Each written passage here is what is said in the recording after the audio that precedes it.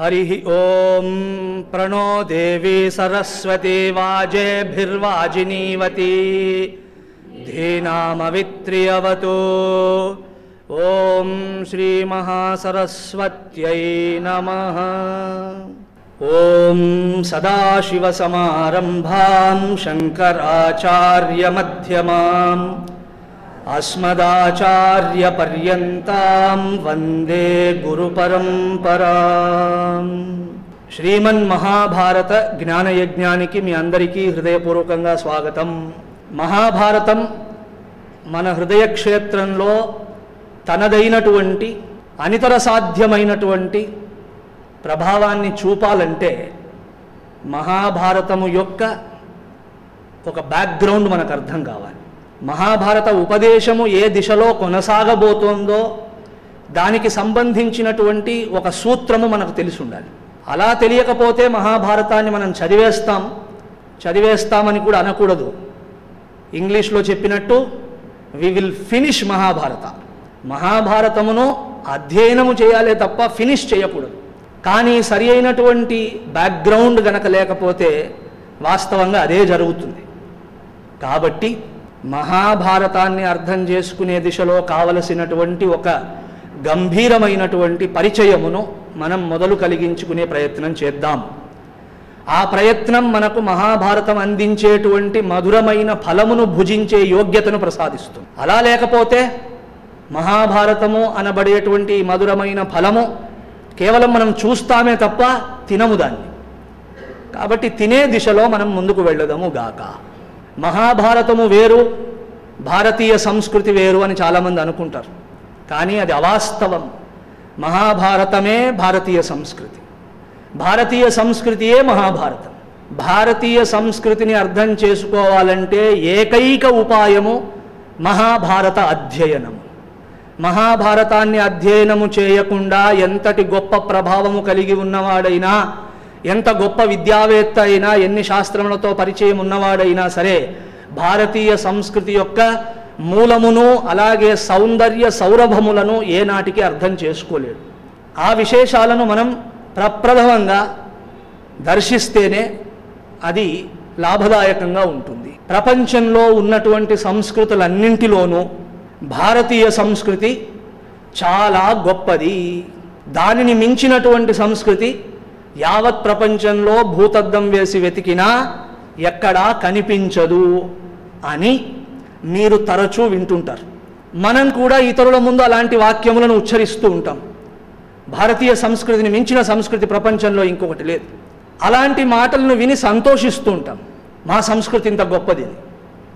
అలాగే మన పిల్లలకు సైతం ఈ అంశాన్ని తెలియజెప్పే ప్రయత్నం చేస్తూ ఉంటాం. పిల్లలు ఎప్పుడు ఖాళీగా దొరికినా మన సంస్కృతి అంటే ఏమిటో నీకు తెలుసునా అంటూ ఏదో ఒక వాక్యం అనేసి ఆ సంస్కృతి యొక్క గొప్పతనాన్ని తెలియజేసేందుకు గాను ప్రపంచంలో ఉన్న సకల సంస్కృతులలో మన భారతీయ సంస్కృతియే చాలా గొప్పది, కాబట్టి నువ్వు ఈ విషయాన్ని అర్థం చేసుకోవాలంటూ వాళ్ళకేదో ప్రబోధాలు చేసేటువంటి ప్రయత్నం చేస్తూ ఉంటాం. అయితే మీరు నేను స్వీకరించినంత సులభంగా ఈ అంశాన్ని మన పిల్లలు స్వీకరించరు. కరెక్టేనా? మనం చెప్తూ ఉంటాం అప్పుడప్పుడు, కానీ ఎంతమంది పిల్లలు దాన్ని స్వీకరించారు? ఎంతమంది తల్లిదండ్రులు ఈ విషయంలో సఫలీకృతులైనారు, సాఫల్యతను సాధించారు? మీరు చెప్పడం, పిల్లలేదో వినడమే తప్ప వారు దాన్ని స్వీకరించరు సరికదా, అవకాశం గనక దొరికితే దానిని ఆక్షేపిస్తారు కూడా. అసలు నీకెన్ని సంస్కృతులు తెలుసు గనక ప్రపంచంలోని సంస్కృతులన్నింటిలో భారతీయ సంస్కృతి గొప్పది అని అంటున్నావు అని కూడా అడుగుతారు. పైకి అడగకపోయినా మనస్సులో అలా అనుకుంటారు. దానికి ప్రధానమైన కారణం నీకు నాకు ఉన్నటువంటి శ్రద్ధ వారికి లేదు. శ్రద్ధ లేకుండా ఒక అంశమును నిర్వివాదముగా స్వీకరించడం అనేది ఎప్పటికీ జరగదు. శ్రద్ధ ఉన్న చోట నిర్వివాదముగా చెప్పిన విషయాన్ని స్వీకరించే స్థితి ఉంటుంది.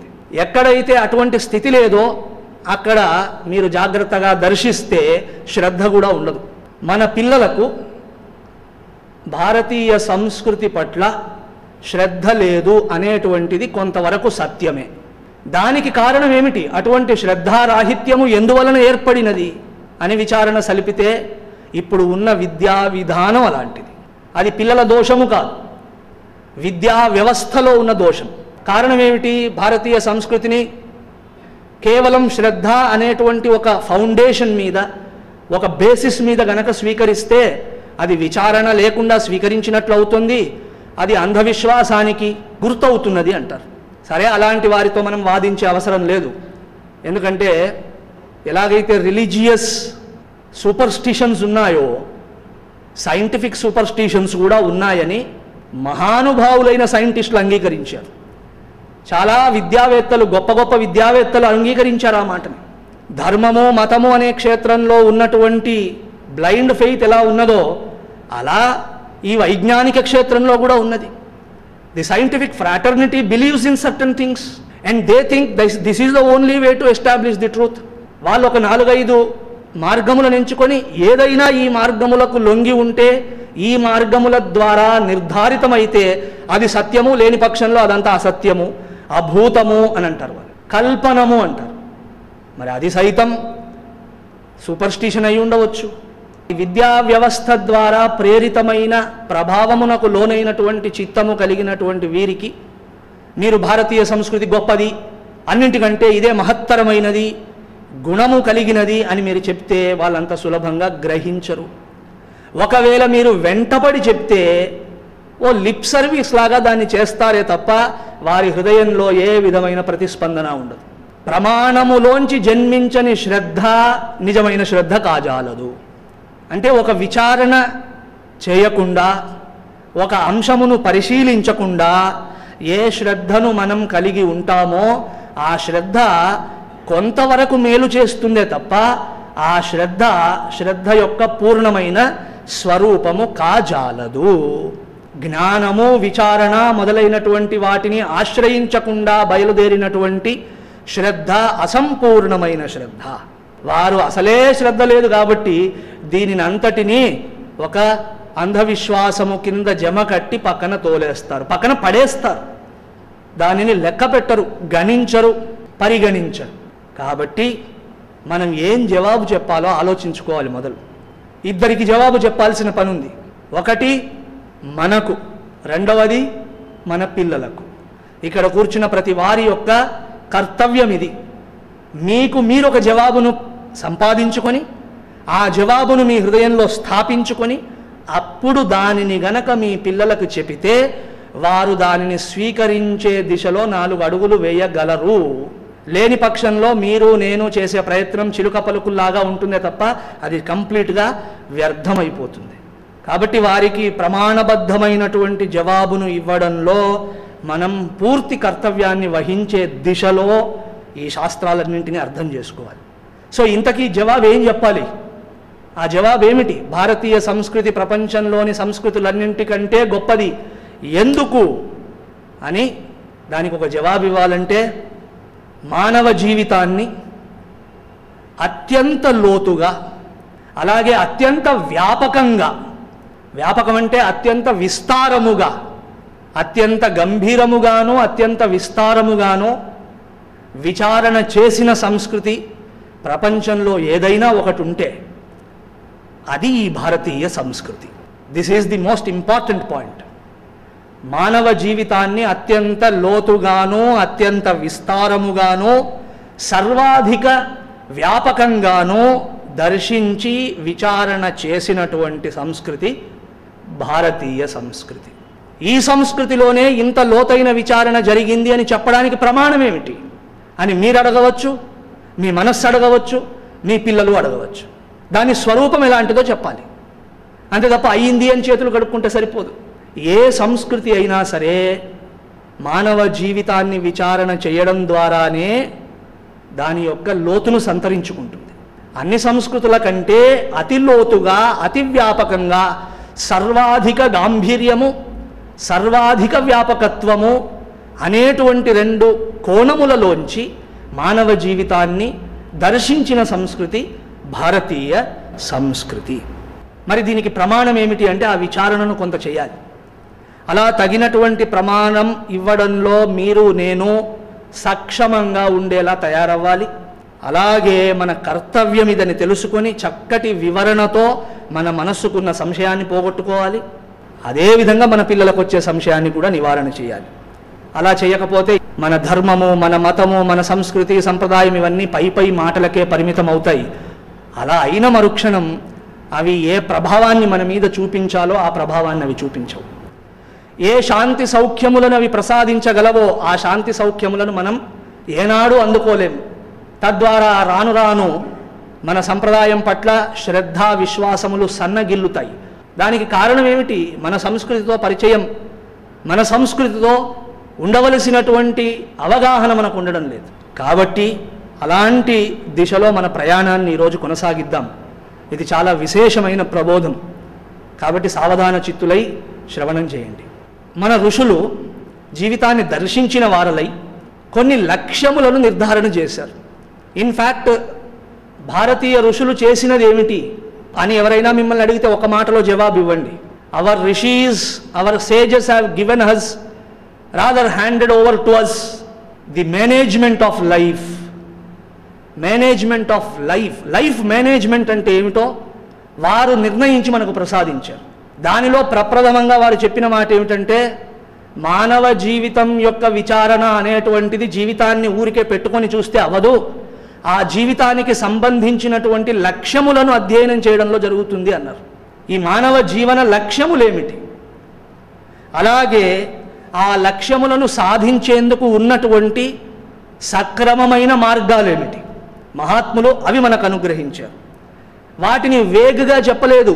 ఈ ఫలానిది నీ లక్ష్యం అయి ఉండవచ్చును, ఈ ఫలాని వాడికి ఇది లక్ష్యము, వాడికి ఇది లక్ష్యము, ఈవిడకి ఇది లక్ష్యము, మరొకడికి అది లక్ష్యము అన్నట్లుగా ఏదో ఒక అస్పష్టంగా మాట్లాడలేదు. దాని గురించి అతి స్పష్టంగా, ఇదమిత్తముగా, this is what it is అన్నంత దృఢంగా నిర్ధారణము చేసి మానవ లక్ష్యములను, మానవ జీవన లక్ష్యములను ప్రతిపాదన చేశారు. ఈ ప్రతిపాదన చేయడం అనే కోణంలోంచే వారు మనకు లైఫ్ మేనేజ్మెంట్ ఇచ్చారని నేను చెప్పాను. వారు ఇచ్చినది శాస్త్రము అని అనుకోకండి, అది ఒక ప్రబంధనము, ప్రబంధన శాస్త్రం. అది ప్రబంధన శాస్త్రము అంటే the science of management. Management అని మీరు ఇంగ్లీష్లో వాడే పదానికి సంస్కృతంలో ప్రబంధనము అని పేరు. శాస్త్రము యొక్క యథార్థ స్వరూపం ఏమిటంటే it is but the management which includes office management, which has to include institutional management. Inevitable it is that it should contain mind management.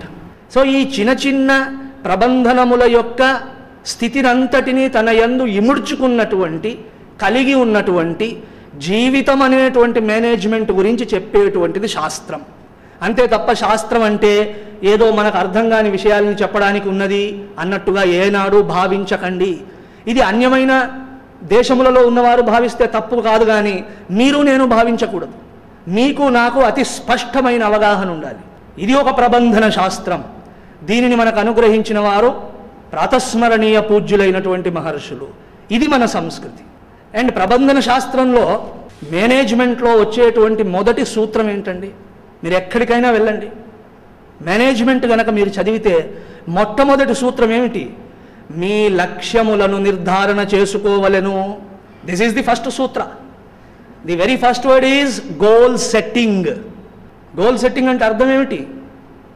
ఏమిటి లక్ష్యము, ఏమిటి లక్ష్యము కాదు, దేనిని లక్ష్యము అనవలెను, దేనిని లక్ష్యము అని స్వీకరించకూడదు అనే దాని విషయంలో ఒక స్పష్టత. లక్ష్యము విషయంలో స్పష్టత లేకుండా లక్ష్య నిర్ధారణం అవ్వదు. ఒకవేళ స్పష్టత లేకుండా మీరు ఏదైనా నిర్ధారణ చేసుకుంటే అది లక్ష్యము కాదు, కాబట్టి దాని వలన అయోమయమే ఉంటుంది. అది చేరుకున్నాక అర్థమవుతుంది ఇది నాకు అవసరం లేదు కదా, అవసరం లేని దాని కొరకు ఇంత ప్రయత్నం చేసి పరిగెత్తుకుంటూ వచ్చానే అని తర్వాత అనిపిస్తుంది. కాబట్టి లక్ష్య స్పష్టత, తద్వారా లక్ష్య నిర్ధారణ, ఇది ప్రబంధన శాస్త్రంలోని ప్రాథమికమైన సూత్రము. ఆ దిశలో ఋషులు మనకు ఎలాంటి దర్శనాన్ని ఇచ్చారో చూడండి. ఈ సంస్కృతి గొప్పతనం ఎక్కడి నుండి ప్రారంభమవుతుందో చూడండి. పెద్దలు అన్నారు, పుట్టిన ప్రతి వాడికి కోరికలున్నాయి. దీనిని మన శాస్త్రం అంగీకరించింది. ఇన్ఫ్యాక్ట్ కోరికలు ఉండడం వల్లే వాడు పుట్టాడు. కోరికలే లేకపోయి ఉంటే అసలు వాడు పుట్టే అవసరమే ఉంది? ఇంకా వాడికి ఉన్న కోరికలు, తద్వారా జనించిన సంస్కార వాసన ప్రేరితమై ఈ జన్మ కలుగుతున్నది. కాబట్టి ఈ జన్మకు మూల కారణం ఏమిటి అంటే కోరికే. కోరికలు అనేటువంటి వాటి ద్వారా జన్మను పొందిన వీడికి కోరికలే లేవంటారా? అనకూడదు, ఉన్నవే అవి. అలాగే ఈ కోరికల విషయాన్ని గనక కొద్దిగా విచారణ చేస్తే, ఈ కోరికలు మన గుణము చేత, మనమున్నటువంటి పరిస్థితి చేత శాసింపబడుతూ ఉంటాయి. ఇది కోరిక యొక్క స్వభావం. రజోగుణంగా ఉన్నప్పుడు ఉన్న కోరికలు సత్వగుణాభివృద్ధి జరిగాకుండవు. అది మీరు కూడా రోజు దర్శించవచ్చు. రోడ్డు మీద ఉన్నప్పుడు ఉన్న కోరికలు సత్సంగానికి వచ్చాక అది అనవసరంలే అని కూడా అనిపించవచ్చు. వాటి మీద మనస్సు ఇంకా పోదు. అంటే every Dzire is being controlled, being influenced by our nature. రెండవది, మనం ఎక్కడ ఉన్నామో ఆ పరిస్థితి కూడా కోరికను శాసిస్తుంది. మనం ఉన్నటువంటి సమాజము, ఆ సమాజంలో ఆ కాలములో నడుస్తున్నటువంటి వ్యవహారము కోరికలను శాసిస్తుంది. ఒక 50-100 ఏళ్ల క్రితం వెళ్తే ఎవరికి కూడా కంప్యూటర్ కొనుక్కోవాలని కోరిక కూడా ఉండదు. అసలు ఆ కోరిక ఉండిందా? లేదు. ఎందుకు లేదు? అప్పుడు కోరికలు ఉన్నాయి, కానీ కంప్యూటర్ లేదు అప్పుడు. అంటే ఆ సొసైటీలో ఆ వస్తువు లేదు, మీరున్న పరిస్థితిలో దాని యొక్క ఉపస్థితి లేదు, కాబట్టి కోరిక కూడా లేదు. అప్పుడున్న విషయాలను కోరుకున్నారు. ఆ తర్వాత కొంతకాలానికి కంప్యూటర్ మొదలైనటువంటి ఎలక్ట్రానిక్ గ్యాడ్జెట్స్ స్టార్ట్ అయ్యాయి. ఆ గ్యాడ్జెట్ స్టార్ట్ అవ్వగానే ఇవి కావాలి అవి కావాలంటూ కోరుకున్నాం. చివరికి ఆ గ్యాడ్జెట్ పరిస్థితి ఎలా అయింది? ఇంటింటికి వచ్చేసింది అది. ఇప్పుడు పిల్లవాడు 5వ తరగతి చదువుతున్నాడో లేదో, 5వ తరగతి పరీక్షలు రాశాను, బాగా రాశాను, మంచి మార్కులు వచ్చాయి కాబట్టి నాకు ఒక యాపిల్ కొనివ్వండి అంటాడు. ఆ 50 ఏళ్ల క్రితం యాపిల్ తెస్తే వీడు హ్యాపీ అవ్వడు. ఇప్పుడు యాపిల్ అంటూనే యాపిల్ ల్యాప్టాప్ అయి ఉండవచ్చు, లేదా ఈ గొడవంతా ఎందుకు, ది లేటెస్ట్ ఐఫోన్. ఆ విధమైనటువంటి కోరికలు వచ్చాయి. అంటే అర్థం ఏమిటి? ప్రతి కోరిక గుణము చేత, పరిస్థితి చేత ప్రేరేపింపబడుతూ శాసింపబడుతూ ఉంటుంది. ఈ గుణ పరిస్థితుల ప్రభావము వలన అవి రోజు రోజుకి పెరుగుతూ ఉంటాయి కూడా. ఉన్నవి బలిష్టంగా తయారవుతూ ఉంటాయి, క్రొత్తవి పుడుతూ ఉంటాయి. Thus many number of desires are born. ఇది ఒక సతత ప్రవాహము. ఈ ప్రవాహంలో కొట్టుకుపోతూ, ఈ ప్రవాహాన్ని హృదయంలో కలిగి ఉండి నాకు కోరికలే లేవని ఎవడైనా అంటే ఎంతవరకు ఒప్పుకోగలం? ఒకవేళ ఎవరైనా మహాత్ముడు అంటే అయి ఉండవచ్చుగాక, కానీ అది ఎగ్జంప్షనే కానీ అది రూల్ కాదు. దాన్ని జనరల్ రూల్ చేయకూడదు. ఈ విషయం మహర్షులకు తెలుసు, కాబట్టి వారు దాన్ని అంగీకరించారు. కోరికలు ఉన్నాయి, రోజు రోజుకి పెరుగుతూ ఉంటాయి, వాటిని తీర్చుకోకపోతే అశాంతి ఉంటుంది. ఇవన్నీ తెలుసుకున్న వారై వారు కోరికలకు ఒక సక్రమమైన రూపాన్ని ఇచ్చారు. వ్యక్తుల యొక్క గుణ పరిస్థితులను అనుసరించి కోరికలలో మార్పులు ఉన్నప్పటికీ సాధారణంగా అందరికీ కలిపి కొన్ని కోరికలు ఉంటాయి. ఖచ్చితం అవి.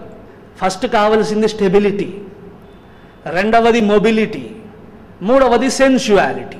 ఈ మూడే కోరికలు. సో ప్రతివాడికి ఉంటుంది, నాకు ఇల్లు కావాలి, భార్య కావాలి, భర్త కావాలి, పిల్లలు కావాలి, కొంత దగ్గరి సంబంధ బాంధవ్యములు కావాలి. అదేవిధంగా అటు ఇటు తిరిగి లోక వ్యవహారమును చేసేందుకు తగినటువంటి వాహనాదులు కావాలి. వీటన్నింటినీ మెయింటైన్ చేయడం కొరకు సంపత్తి కావాలి. Prosperity is required to maintain all these things. Economics లేకపోతే ఇదేది నడవదు. కాబట్టి సంపద కావాలి. ఇంత మాత్రమే పరిమితం కాకుండా నాకంటూ సమాజంలో ఒక పేరు, ప్రతిష్ట, ప్రఖ్యాతి ఇత్యాదులు కూడా కావాలి. ఇది అందరికీ ఉండే కోరికలే ఇవి. సో దీనికి ఎవరు గొప్ప తక్కువ అనే తేడా లేదు, ప్రతివాడికి ఉన్నటువంటి కోరికలు. ఈ కోరికలు చక్కగా నెరవేరాలంటే ఆ కోరికను సపోర్టు చేసేటువంటి ధనము కావాలి, సంపద కావాలి. ఎటువంటి కోరికలో అటువంటి సంపద కావాలి. ఈ సంపద ఎలా ఉండాలి? సంపద రావడం ఉండడం కాదు, సంపద రావాలి, పెరగాలి, రక్షింపబడాలి. దీనినే ప్రాప్తి, విస్తారము, రక్షణము అని అంటారు. ఈ మూడు కావాలి. 10 లక్షలు సంపాదించేశాను చాలండి అన్నట్టుగా ఉండదు. ఆ 10 లక్షలు కావాలి, అవి పెరగాలి, అసలు పెరిగినది రెండూ రక్షింపబడుతూ ఉండాలి. ఇలా గనక ఆర్థిక స్థితి ఉంటే అప్పుడు అనుకున్న కోరికలకు అవి సపోర్ట్ ఇవ్వగలవు, చేయూతనివ్వగలవు. తద్వారా కోరిక పరిపుష్టి జరగగలదు.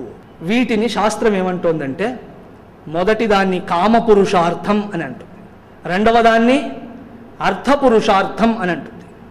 వాటికి పేర్లు పెట్టింది.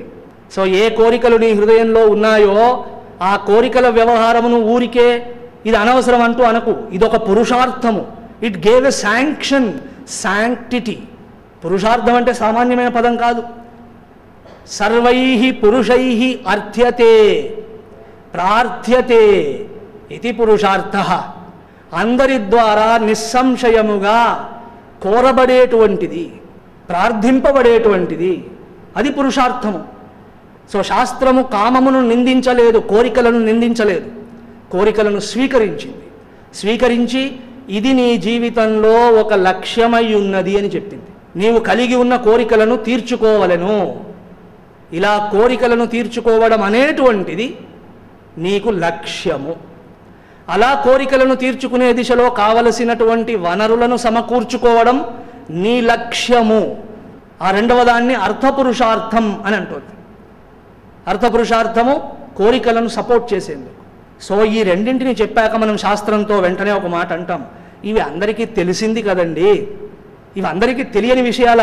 కోరికలు ఉన్నాయి, వాటిని తీర్చుకోవాలి, అలా తీర్చుకోవాలంటే ధనం కావాలి, ఎక్సెట్రా సంపాదించాలి, దీని గురించి పెద్ద ఉపన్యాసం కావాలా అని హడావిడిగా అనబోతున్నంతలో శాస్త్రం అంటుంది, నాయనా నేను చెప్పాల్సింది ఇంకా కంప్లీట్ అవ్వలేదు, కొద్దిగా విను. నీకు కోరికలు ఉన్నాయి, సంపాదించుకునే యోగ్యత ఉన్నది, నీ అదృష్టం వల్ల బాగానే సంపాదిస్తున్నావు.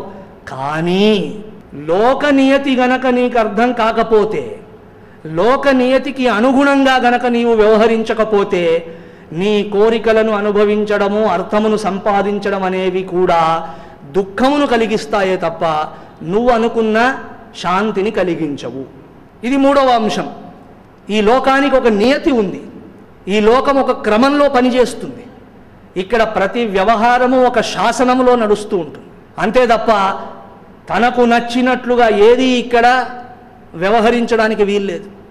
ఆ విధంగా ఏదైతే నియతి ఒకటి ఉన్నదో ఆ నియతిని విస్మరించి గనక నీవు కోరికలను తీర్చుకోవాలని వెంపర్లాడినా, అర్థమును సంపాదించాలని ఆరాటపడినా, ఈ వెంపర్లాట, ఈ ఆరాటము ఫైనల్గా నిన్ను మరింత ఏడిపిస్తుంది, మరింత దుఃఖాన్ని కలిగిస్తుంది. ఈ అంశాన్ని నీ బుద్ధి విచారణ చేయలేదయ్యా. ఎందుకంటే లోక నియతి కంటికి కనిపించేది కాదు, చెవులకు వినిపించేది కాదు, ఇది సెన్సరీ పర్సెప్షన్కి దొరికేటువంటిది కాదు. కాబట్టి అంత సులభంగా నీవు దీన్ని పసిగట్టలేవు. కాబట్టి శాస్త్రం అంటోంది, ఈ ధర్మనియతికి అనుగుణంగా నీవు నీ కోరికలను అడ్జస్ట్ చేసుకోవాలి. ఈ ధర్మనియతికి అనుగుణంగా కోరికలను తీర్చుకునేందుకు అవసరమైనటువంటి వనరులను సాధించాలి. ధర్మము అనేటువంటి దానిలో అంతర్భాగమైన కోరికలు, అంతర్భాగమైనటువంటి వనరులు గనక నీకుంటే నీకు జీవితంలో జయము లభిస్తుంది. ఇంకా నీ జీవితంలో సక్సెస్ అని ఎదురు చూడక్కర్లేదు, ఆ జీవితమే సక్సెస్ అంతే. ఏ కోరిక ఉన్నా అది తీరుతుంది, ఏ ఆర్థిక వనరులు ఉన్నా అవి సార్థకంగా ఉపయోగపడతాయి. అలా కాకుండా ధర్మనియతిని గనక నీవు కొద్దిగా విస్మరిస్తే నీ కోరికలు నిన్ను ఏడిపిస్తాయి, నీ ధనము మొదలైనటువంటి వనరులు సైతం నీకు అభిశాపములవుతాయి. ఇది భారతీయుల యొక్క దర్శనం. కాబట్టి నువ్వు అనుకున్న కోరికలను తీర్చుకొని సుఖపడాలని కోరుకుంటున్నావు కదా, ఆ దిశలో నీకు అవునన్నా కాదన్నా, నువ్వు అంగీకరించినా అంగీకరించకపోయినా మూడవది కూడా లక్ష్యముగా వచ్చేసింది.